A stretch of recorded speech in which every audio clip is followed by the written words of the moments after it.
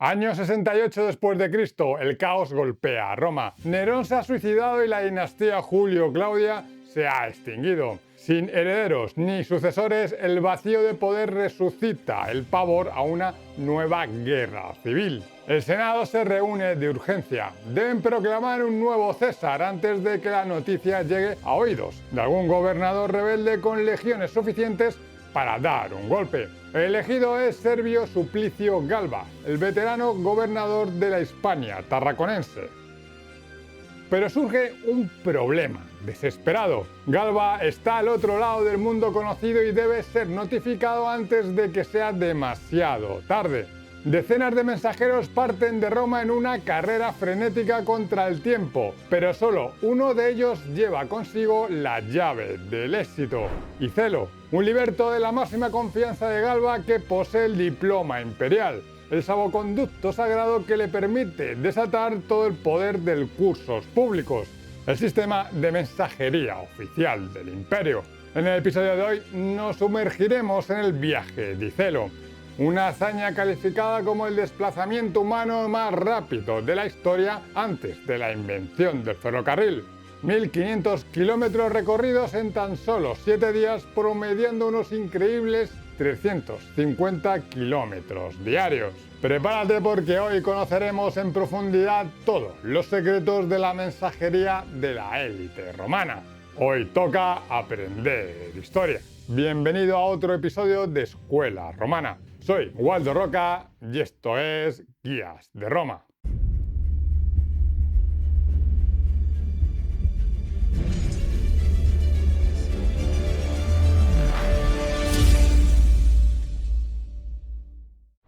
La comunicación ha sido desde siempre el sistema nervioso de toda gran civilización. Mucho antes que Roma, los asirios ya dominaban la velocidad de la luz. Utilizaban un sistema de señales basado en gigantescas hogueras para avisar a la capital en cuestión de minutos si una frontera estaba siendo atacada. Una imagen idéntica cuando las almenas de Gondor piden ayuda a Rohan en El Señor de los Anillos. Pero si visualizáis al mensajero clásico, olvidad la imagen medieval del jinete solitario cabalgando a toda prisa. En la antigüedad la norma era muy distinta. Los mensajes no solían viajar a lomos de un caballo, sino en veloces carros tirados por ellos. Y como veremos, hubo imperios que ni siquiera necesitaron animales para ser increíblemente rápidos. A diferencia de los romanos, los griegos no necesitaban proyectar sus mensajes a distancias continentales, ni contaban con una infraestructura interconectada. Eran ciudades-estado independientes. Por eso, y debido además a su accidentado terreno montañoso, confiaron sus comunicaciones más críticas a los hemerodromoi,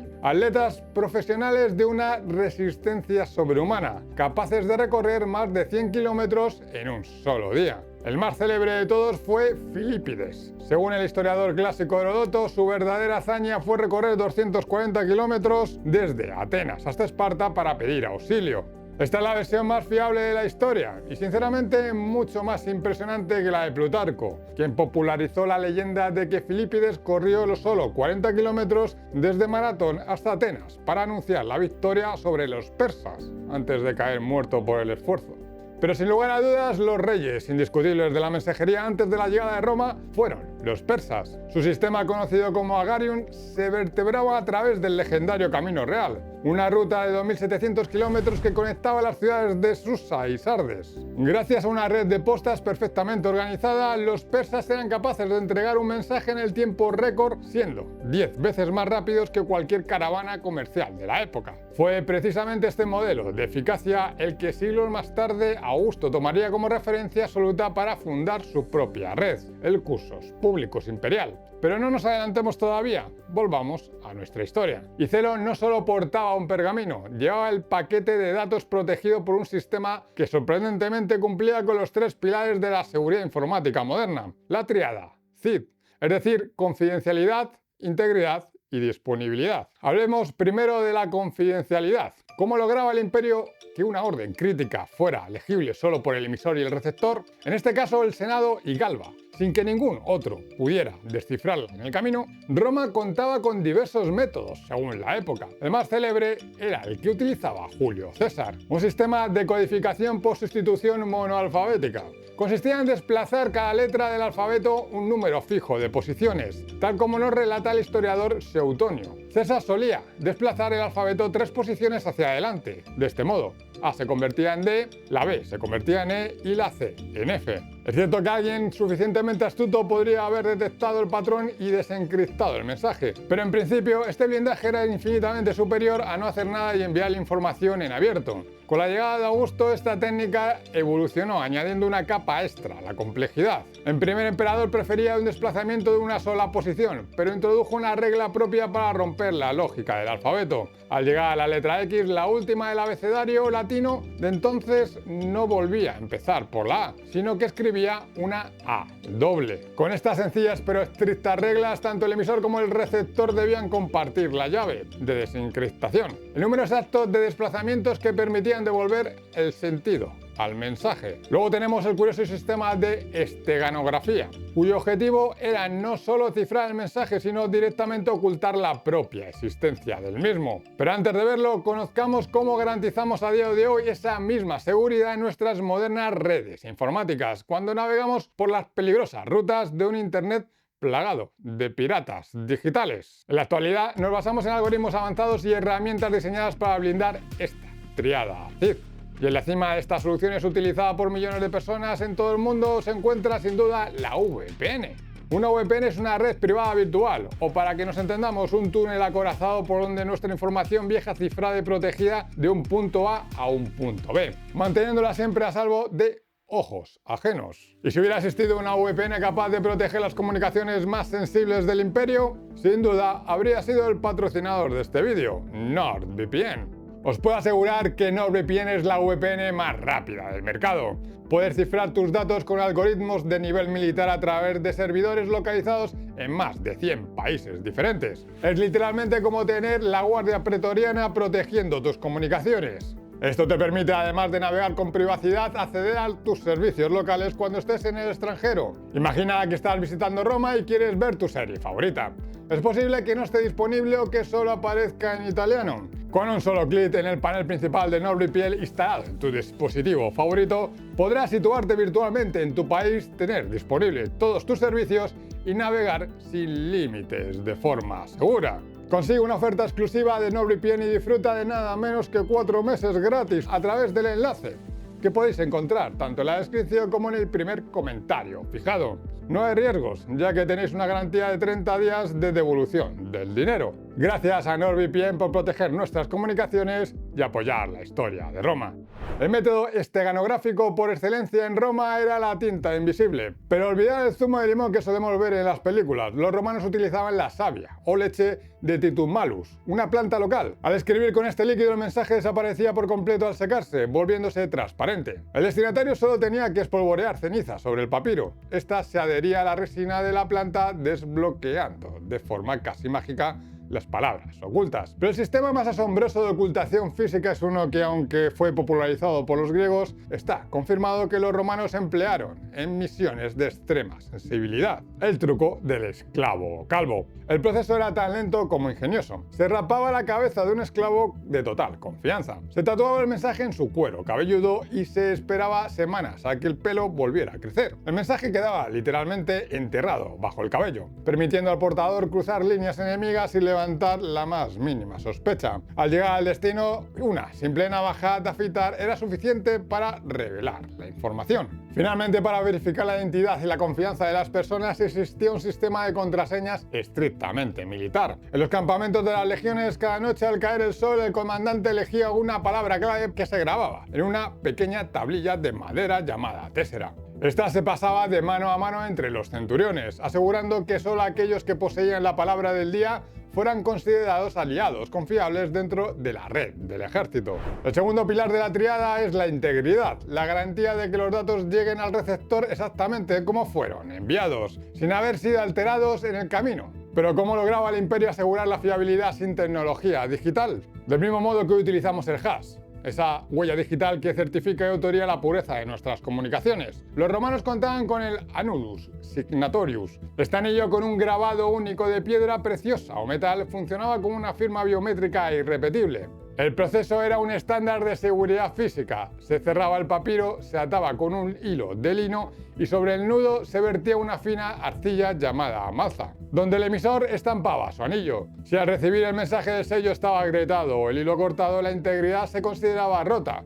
La información ya no era confiable y podía haber sido manipulada. Pero la seguridad no solo se limitaba al papiro. Las tabulae o tablillas de cera contaban con un diseño de ingeniería específico para proteger su contenido. Se unían varias piezas mediante 3 orificios en el centro por donde se pasaba el cordel antes de ser aplicado en el sello final. Para acceder a la información era obligatorio romper el precinto, haciendo que cualquier intento de lectura no autorizada fuera evidente a simple vista. Y por último encontramos el método de doble autenticación. Es ese sistema que hoy nos pide, además de nuestra contraseña, un código de verificación enviado por SMS o email. En el mundo antiguo, el sistema romano de doble autenticación fue perfeccionado por Augusto mediante la figura del mensajero único. Anteriormente, una carta podía pasar por multitud de manos en un sistema de relevos, lo que multiplicaba los riesgos de alteración. Al emplear a un solo portador para todo el trayecto, este podía ser interrogado directamente por el receptor al llegar a su destino.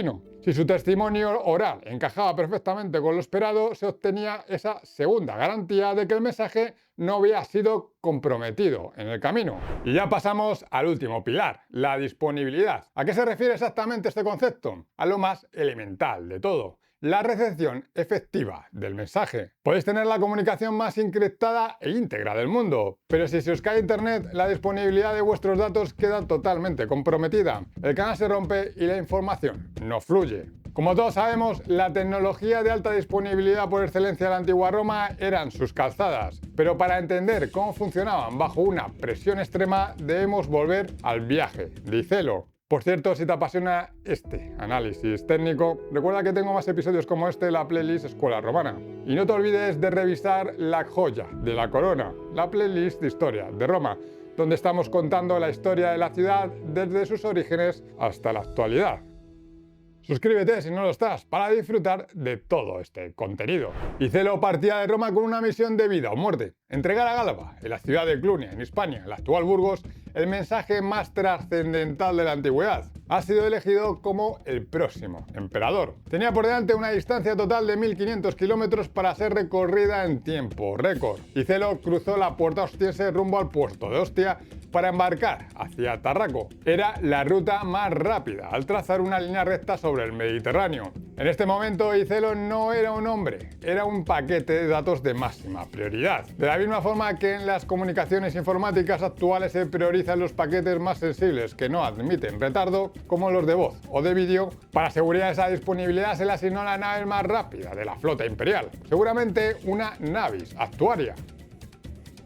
Gracias a que en junio los vientos soplaban favorables hacia el oeste, hacia Hispania, la nave pudo alcanzar, sumando el esfuerzo de los remeros, una velocidad media de 6 o 7 nudos, unos 11 o 13 kilómetros, con picos de velocidad de entre 15 y 18 kilómetros por hora. Esto permitió cubrir los primeros 1000 kilómetros en tan solo 4 días hasta llegar a Tarraco, la actual Tarragona, y capital de la provincia. Una vez en tierra firme aún le restaban 500 kilómetros para alcanzar Clunia. Gracias a su diploma imperial, Icelo tuvo acceso inmediato al mejor Cision y los caballos más veloces de la zona.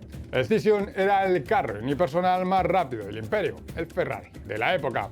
Una herramienta ligera, tremendamente veloz y, debido a su diseño de solo 2 ruedas, bastante inestable. Para garantizar la máxima disponibilidad del mensaje, los romanos contaban con su infraestructura estrella, las famosas calzadas romanas, compuestas por un avanzado sistema técnico de 4 capas. Estas carreteras permitían drenar el agua de lluvia y soportar sin hundirse el paso constante de legiones y carros pesados. Esto aseguraba que el pavimento estuviera siempre en estado óptimo, permitiendo a los carruajes imperiales exprimir toda su velocidad sin interrupciones por el clima o el terreno. Y aquí es donde empieza la magia del cursos públicos.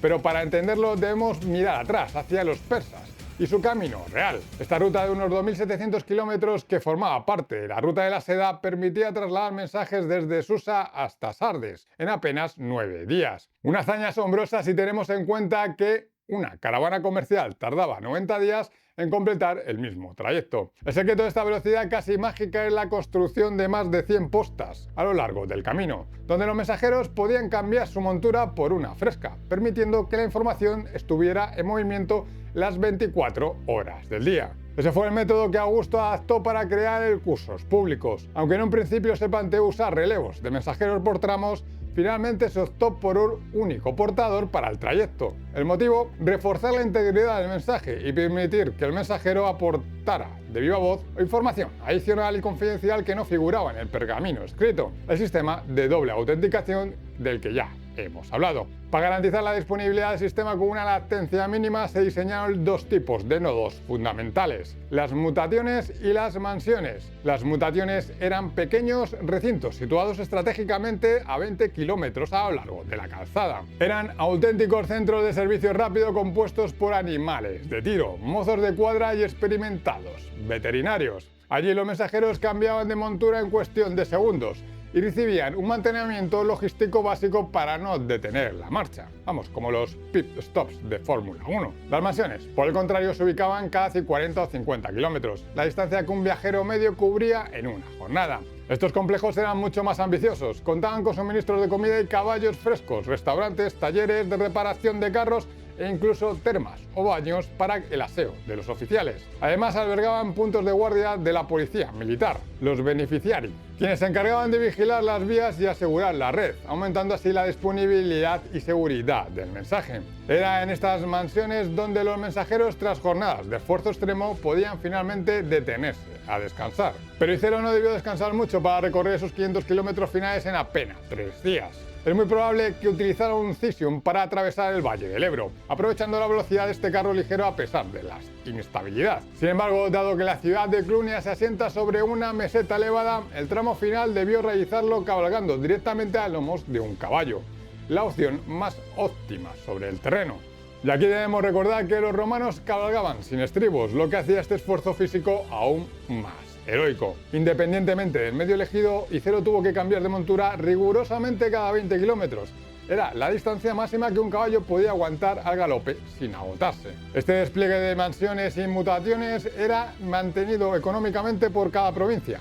Un sistema extremadamente costoso, pero vital, ya que también era utilizado por los cargos públicos para sus desplazamientos oficiales y para servicios clave relacionados con la recaudación de impuestos.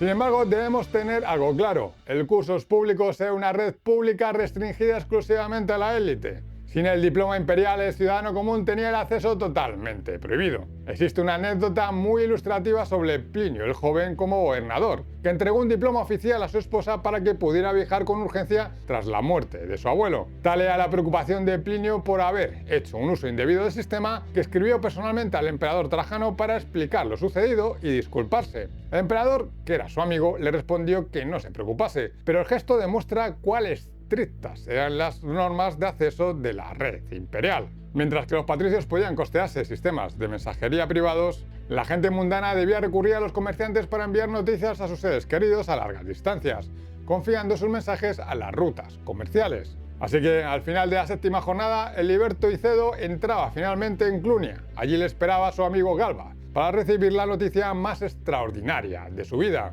El Senado lo había proclamado nuevo emperador de Roma. Lamentablemente, la alegría del triunfo no le duraría mucho, pues Galba sería solo el primero de los protagonistas del convulso y sangriento año de los 4 emperadores. Pero eso, amigos, es otra historia que será contada en su debido momento.